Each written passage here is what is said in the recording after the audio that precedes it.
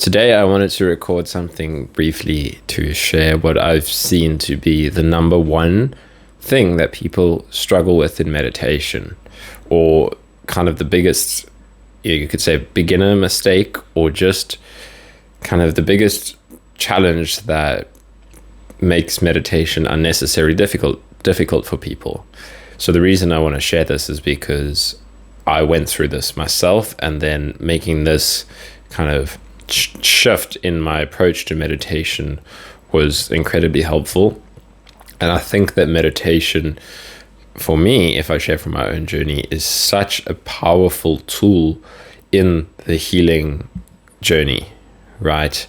For me to have learned this skill, and it's cool because it's not complicated, it's not technical. Often when people ask me about meditation, they ask me what technique, and the type of meditation that works the best for me is not at all about technique, really.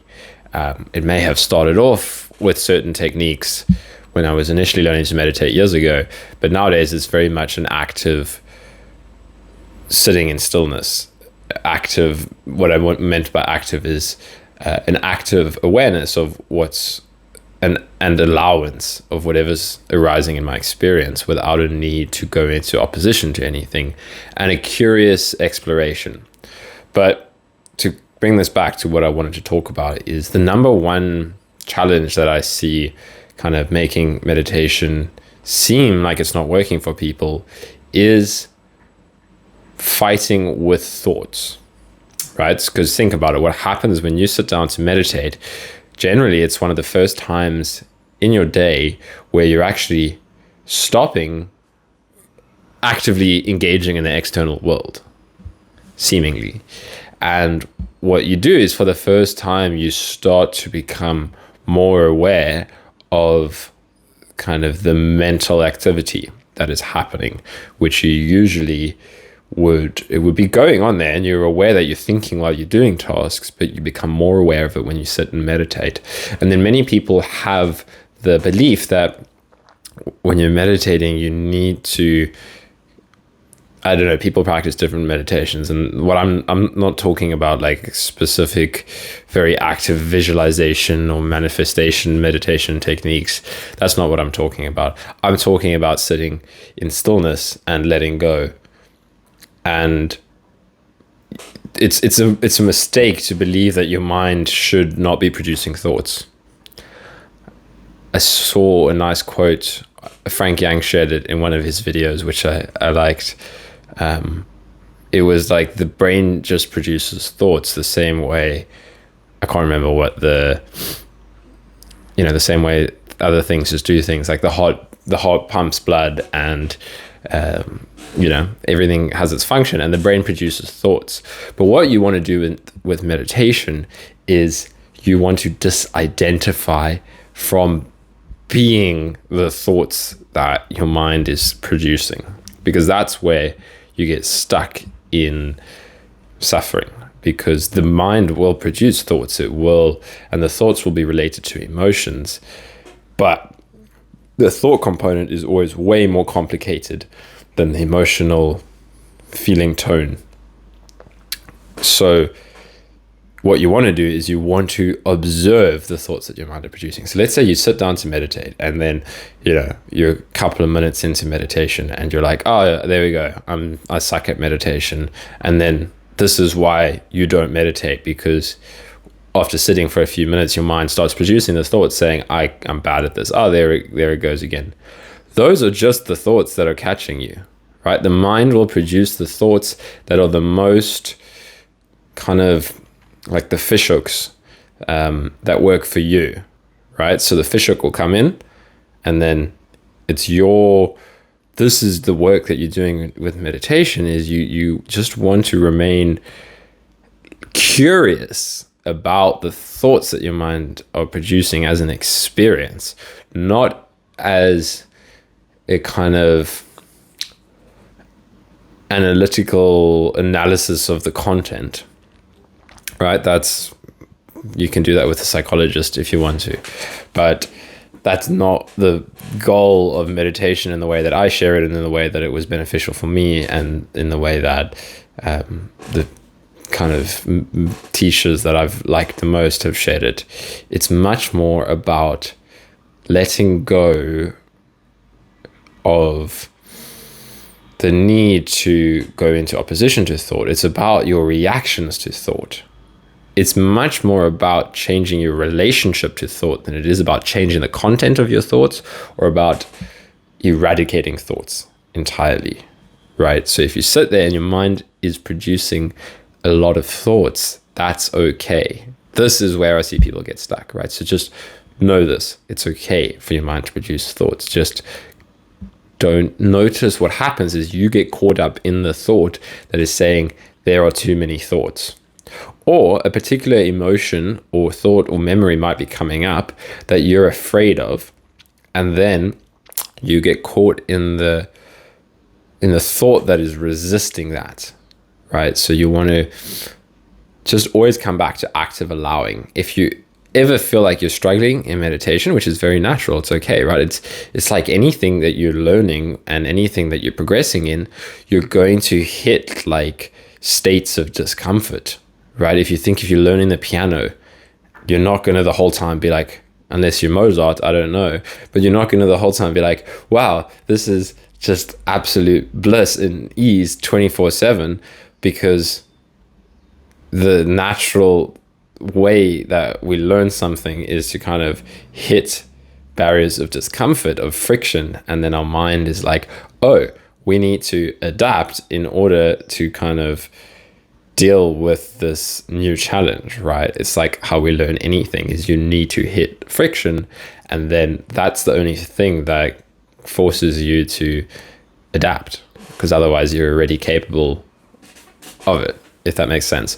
So if you're sitting and it's an uncomfortable meditation, that's great. Those are often the most powerful ones, because it's like, this is what normally would push you back into your resistant, avoidant, distraction behaviors, is to get away from the discomfort. But when you actively make the decision to sit in your discomfort and say, this time I'm going to choose differently, right? Your mind might be kind of so resistant and saying like, do whatever you can to get away from this. Don't feel this fear. Don't feel this symptom. Don't feel this emotion. Don't have that thought. But you've done that pathway a million times, right? Distraction avoidance. What if you did something revolutionary? And that's what creates change in your life. It's not taking the easy route 24/7. It's also not being tremendously hard on yourself, but it is being willing to go into the spaces which you've avoided for so long. So when those spaces come up, when you're meditating, that's the gold, right? Sure, sometimes you can have meditation and it generally starts to happen more as you meditate more consistently, where things can open up and you can kind of have more expansive experiences of consciousness, and it can be very enjoyable, which is great. But it's the two sides of the same coin, right? It's not about actively creating any state, and it's not about actively resisting anything. It's about allowance. And through allowance, you can start to taste freedom more, because you realize that there's nothing that you need to control, but you need to be willing to allow whatever comes up. And it's okay when resistance comes up, but don't. And this is your training, this is your practice, that when resistance comes up, you will initially get caught in it, right? You will initially think, oh no, this is happening and it shouldn't be happening. And then it's just like, oh, that's resistance, right? And let it go. Let it be there. You don't need to do anything about it. And you can just feel whatever comes up. You can get curious, right? This is the beautiful thing, is get curious. There's nothing to run from. So notice when your mind is saying there is something to run from, and then get curious. Explore underneath that. What am I afraid to feel? What is a thought? This is a beautiful investigation to do, because we pay so much attention to thoughts 24/7, to the content of thought, and specifically when we're meditating, kind of what I was saying with this video is that people get so reactive to their thoughts. But what is the experiential nature of thought itself? Is that something you've ever explored, right? That you think 24/7, you're in this constant conversation with your mind, with this little mental narrator that's saying this and that, and I like that, and I don't like that person, and, you know, this person shouldn't be president, and they shouldn't have said that, and, you know, I don't like what my parents said to me when I was 5 years old, right? That little commenter, where in your experience is that originating from, right? What is the texture of thought? And it's okay, like so many people, you immediately get caught up in the thoughts that want to think about what I'm saying, right? So it's like, what's the experience of a thought? I don't know. So get curious, right? It takes kind of a willingness to explore, a willingness to go beyond living in the narrative world to taste more direct experience, right? It's a real shift in your relationship to thought. As, you know, Angelo would talk about, it's like a fluctuation in consciousness, right? And this is what it can start to feel like, that sometimes the stuff of thoughts, right? And again, if you don't know what I'm talking about, great, go and experience it. Get curious. What is a thought?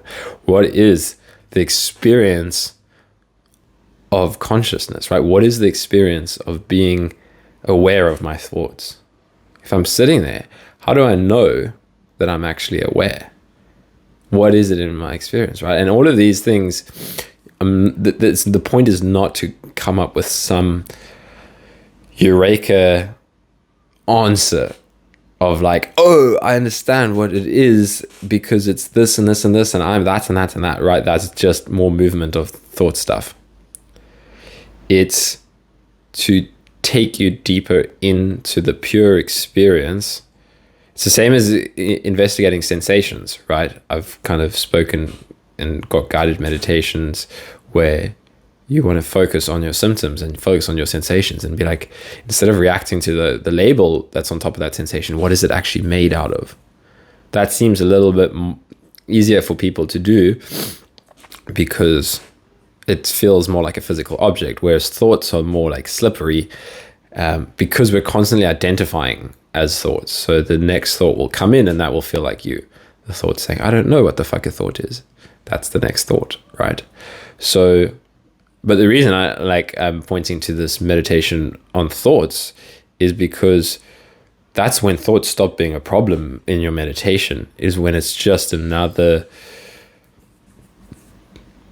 experiential object, I suppose, and a doorway, an entry point, right? This is the beautiful thing. It's not a problem. The problem is if you're completely identified with your thoughts. And the beautiful thing is the more that you start to practice this kind of active seeing a thought as a thought, the more you realize all your problems are not what they appear to be, right? This whole story of you and your problems and your situation being unresolvable was one thought bouncing on another thought bouncing on another thought. But at the same time, there's active emotional repression, which is why it will feel so real, right? But if you can disentangle from the story of the thoughts and that actively opens up a space to feel. Sorry, my dog's growling in the background. Let's see what she's saying. She's just chilling. That actively opens up a space to explore experience when you're just constantly being dragged around by the hypnotic pull of your mind, right? This thought goes to that thought, goes to that thought, goes to that thought, and the next thing you need to go and do this, and then you need to fix that person, and you need to fix this individual, and the whole world needs to change so that you don't feel discomfort and helplessness, right? Helplessness is always at the root because everything in the mind is centered around, I have control. I can change things so that I don't have to feel certain things, but you don't need to do that. So I'll leave that there and take this as an active invitation to go into the spaces that you're afraid of and know that to sit and to be open to whatever comes up in your experience is a revolutionary act, but you actually have to do it. Right? And there's nothing, sure, very intense things can come up, but that's what you want, right? That's what I've done, and it's been very transformative from my perspective. And yet things can still come up that can be very intense and challenging, and different triggers can come up, right? It's a lot to work through, but at the same time, it's worth it. So all the best, and you got this.